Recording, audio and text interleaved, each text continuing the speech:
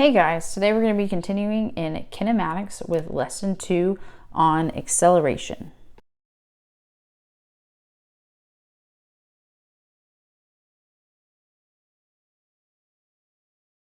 We are going to be back in University Physics by Young and Friedman in chapter 2 again, but this time covering sections 2.3, 2.4, and 2.5.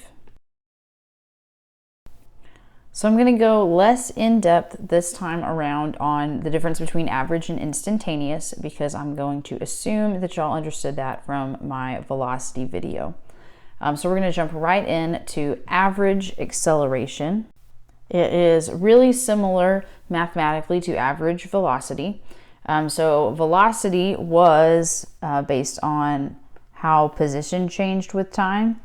That was velocity. Acceleration is going to be a change in velocity over time. So that's like speeding up, slowing down, or also changing direction because velocity is a vector, so you can have changing direction as well.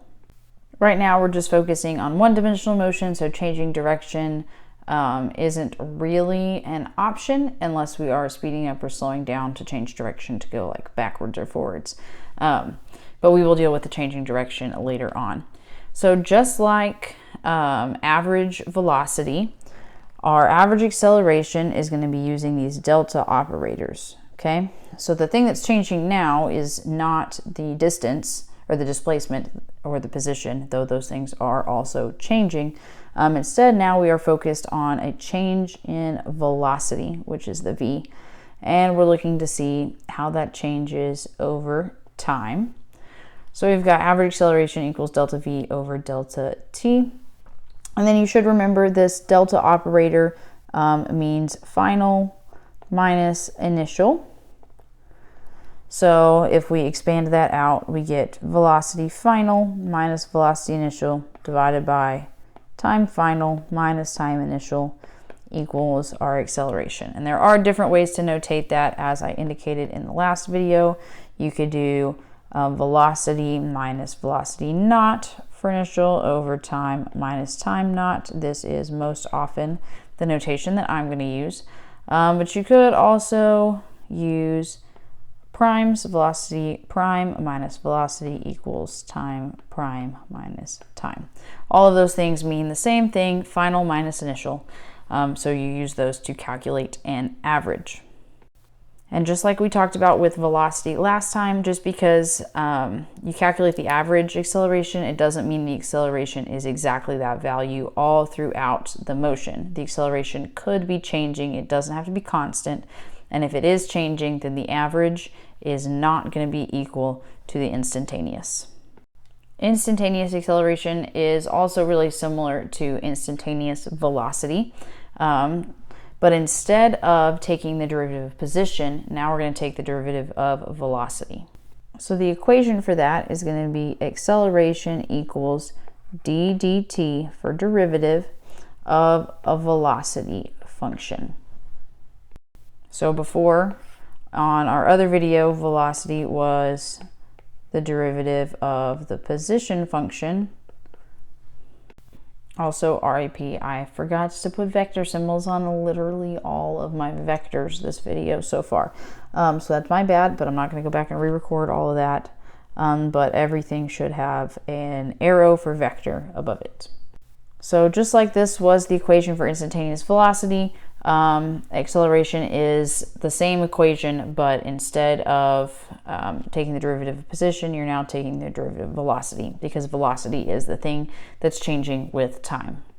And the idea here is that your velocity doesn't have to be constant and your acceleration doesn't have to be constant. You can just take the function and find the acceleration, the velocity at any instant, rather than having to take an average, because averages aren't always accurate. The instantaneous acceleration is going to be accurate at every moment in time. So let's go ahead and work an example here. We're going to be working example 2.3 from the textbook, so go ahead and find that.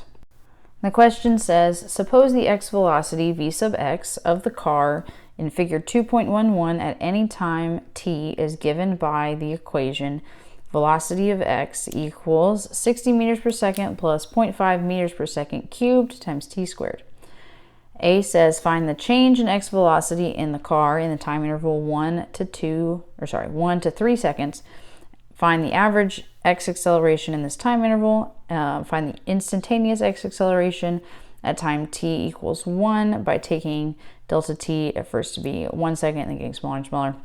And then lastly, derive an expression for the instantaneous x acceleration as a function of time and use it to find acceleration of x at t equals 1 and t equals 3. So this one's going to end up being really similar to the example that we worked in the last video.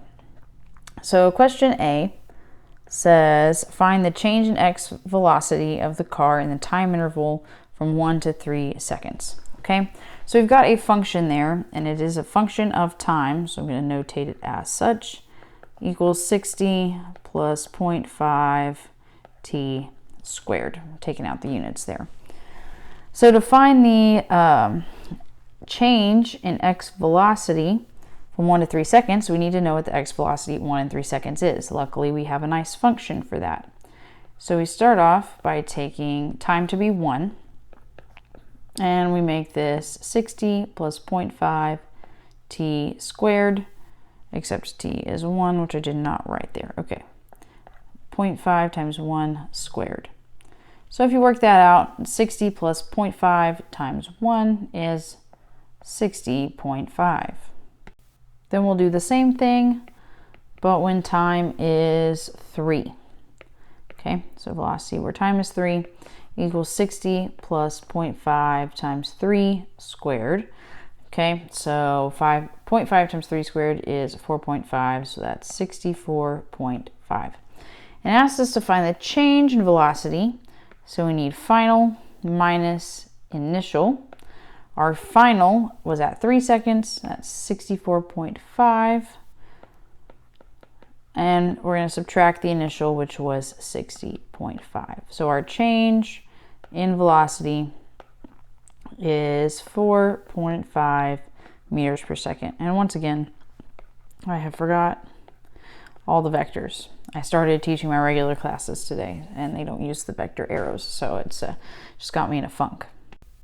All right, so we're going to move on to part B.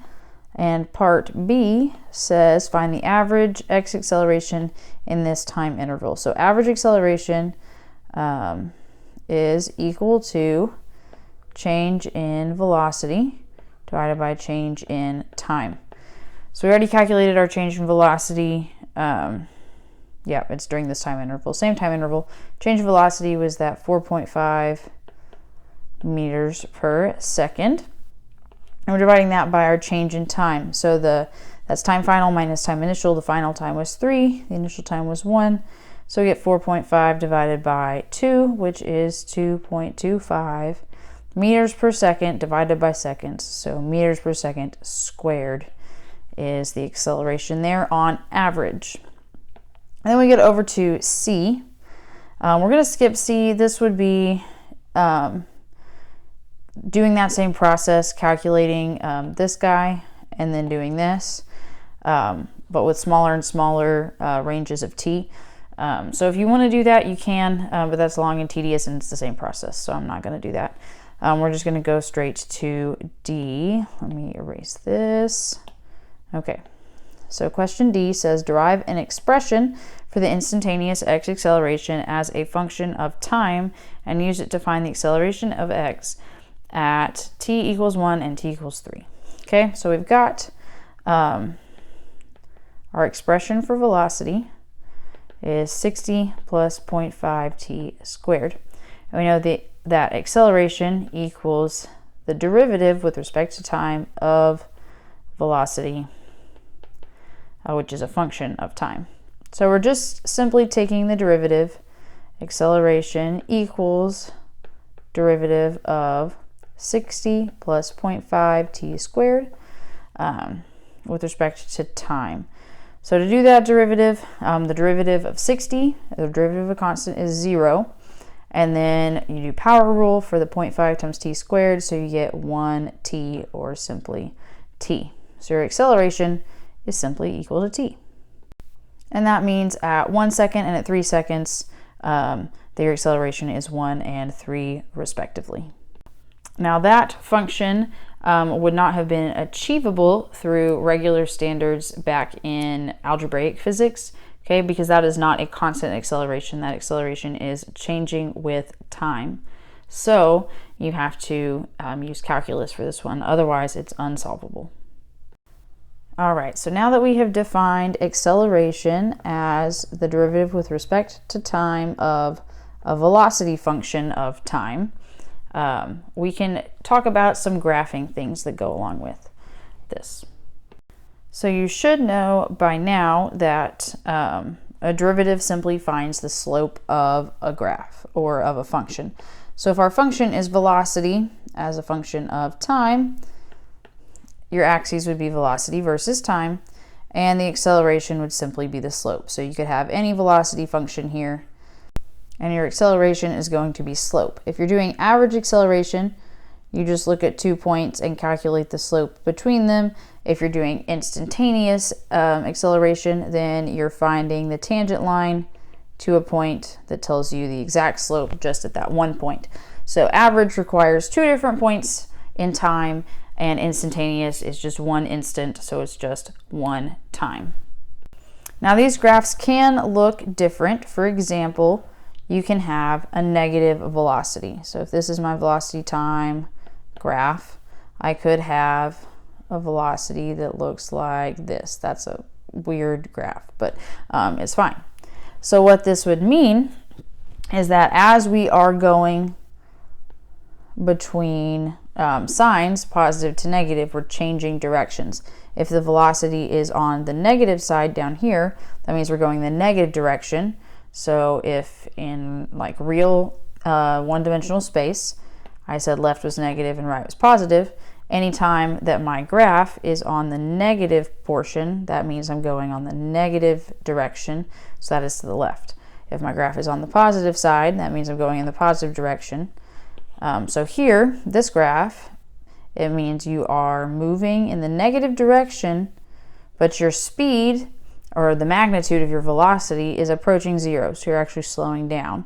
And then as you cross the x-axis, you start heading in the positive direction, speeding up, and then slowing down, turning around, going back in the negative direction, speeding up, slowing down, and then back in the positive direction, speeding up. Okay, so the interpretation of these graphs is a little bit more difficult.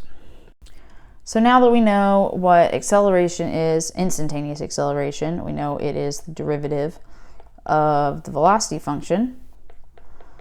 And we also, from last time, know that the velocity function is the derivative of, sorry, trying to figure things out. The velocity function is the derivative of the position function, r of t. We can combine these two things with a little bit of substitution. So if we take this and plug it in for v of t, you get acceleration equals d dt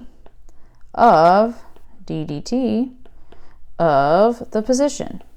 Okay, so when you take the derivative of a derivative, that is simply called the second derivative.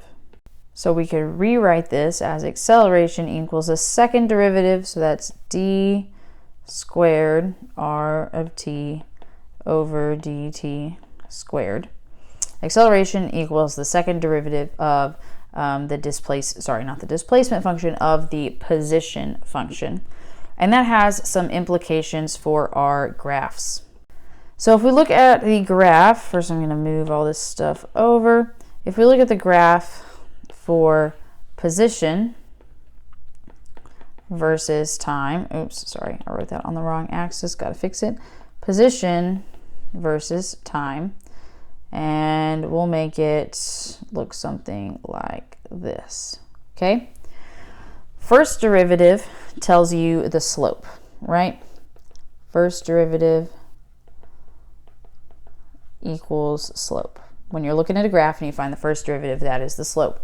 And we know that the first derivative of the position function equals velocity. But you should also know something else from calculus, and that's about the second derivative. So the second derivative tells you the concavity of a function. So the concavity of a function is actually going to be, because it's the second derivative, equal to the acceleration. And this has some implications with the positive and negative signs as well. And I'm actually going to make a new slide where I can write this stuff kind of bigger. All right, so on the previous slide we said first derivative is slope, which for the position vector is velocity, and then the second derivative is concavity, which is equal to acceleration. So from this graph right here, we can tell two different things at different points. So say my point is right here, okay? At that point, I have no numbers, so I can't numerically calculate anything. I don't know the function, so I can't calculate the derivatives. I don't know the time numerically, so I can't calculate a number. But I can qualitatively figure some things out, okay? So we know right now that r is on the positive side. If this is 0, we know r is positive, okay? It is on the positive side of the origin. But we can also look at the slope. So the slope here, which is going to be the velocity, the slope is pointing up, so the slope is positive. So we've got positive position, positive velocity, and if we look at that point on the graph, we can tell if our acceleration is positive or negative by looking at its concavity. So we know concave up is something that's bowl-shaped, concave down is something that's hill-shaped, okay? So this one, we are in a concave up region, which is a positive concavity, so our acceleration is positive. Now let's choose a different point and figure out the same things. If we look at this point, oh, sorry, that was not what I wanted. There's the pen. If we look at that point right there, we can look at the r, and the r is on the positive side, so we're at a positive position. The slope is going up and to the right, so slope or velocity is positive. But this time we are concave down, okay? Concave down is negative, so our acceleration is negative. So you can use the concavity, the slope, and just the general value, positive or negative, to figure out all of these different things, positive or negative, about the position, the velocity, and the acceleration. All right, our next topic in the book, section 2.4, is about constant acceleration. And I am not going to go into constant acceleration here specifically because it is all of the stuff that you did in algebraic physics, okay? And you can go see my separate derivation video on how to get to all the kinematics equations. But basically, constant acceleration is just a special case of the stuff we've been studying where acceleration does not change, and that lends itself to some specific equations that you already know, and I'm going to write out here. So these are the kinematics equations from all of your previous classes. They look a little bit different because we're using slightly different notation. Once again, I've forgotten to add in vector symbols because I am dumb. All right, let's get them all in there. So this notation comes straight from the book, and it is in one dimension. So instead of using r, it's using x, but x is position. So the only difference here is that what you used to call VF is now just V. What you used to call VI is now V naught.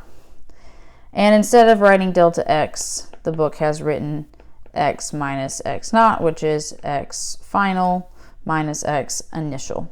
Okay, so it's the same stuff that you've known and that you love for constant acceleration. So I'm not going to run through all of those different things. I will do a derivation video for those so you can see that separately. It'll be linked in Google Classroom. But you need to know the lesson after this, 1-3, which is going to be about connecting these things with integration, because you need to use integration in order to derive some of these equations. So be on the lookout for that video after lesson 1-3. However, I'm going to assume you know how to use these equations because it's simple algebra, stuff you've done before, and you will have some homework problems or practice problems over these equations. So you will need them for your section 2.4 questions, but I'm expecting you to know how to use them. If you don't and you need help, let me know. In that same vein, section 2.5 is about free fall, but it is only constant acceleration problems, because in free fall, as an object falls, the only force acting on it is its own weight or gravity, so its acceleration is always equal to g, which is 9.806 meters per second squared. So any free fall problem is simply going to be an acceleration or a constant acceleration problem following those same equations from the last slide that you've known for forever from kinematics. Okay, so that's a simple matter of knowing the equations. It is easier to do free fall problems with the calculus, but you have to do them with integration, which is in our next lesson. Okay, so the free fall questions that you have in your homework do with your regular acceleration or constant acceleration equations, which were the regular kinematics equations that you are used to. They are on your APC formula sheet already. And just know that g is 9.806 meters per second squared. That is always the acceleration. Now there are a couple of things I want to remind you of with free fall, and that is that at the top of an object's path, right when it hits its maximum height, its velocity is 0, but its acceleration is still 9.806 meters per second squared. Now when you're doing this, you do need to choose, before you start the problem, your coordinate system. You can make up positive and down negative, or you can make up negative and down positive. It's up to you. Just make sure you are consistent, and gravity always points down. So if you are saying that up is positive, your acceleration is negative. If you're saying down is positive, your acceleration is positive. So just make sure your coordinate system is chosen first, and that you make sure all of your values line up with that accordingly. All right, guys, so to recap today, we learned that acceleration is the derivative of the velocity function, and therefore we learned that acceleration is the second derivative of the position function. From that, we were able to read a position time graph and figure out position, velocity, and acceleration qualitatively, if they were positive or negative, simply from the graph by looking at the position, by looking at the slope, and by looking at the concavity. You'll also need to be looking through the questions at the end of the chapter for free fall and for constant acceleration using the equations that you already should know from previous physics classes. If you are struggling with those and can't figure them out, or the notation's weird, or you need something, make sure to come ask, but I'm not going to record a whole video on that. And then next class, we're going to tie all of that together with some integration, and we will be pretty much done with 1D motion, and we'll learn some vector stuff and move on to 2D.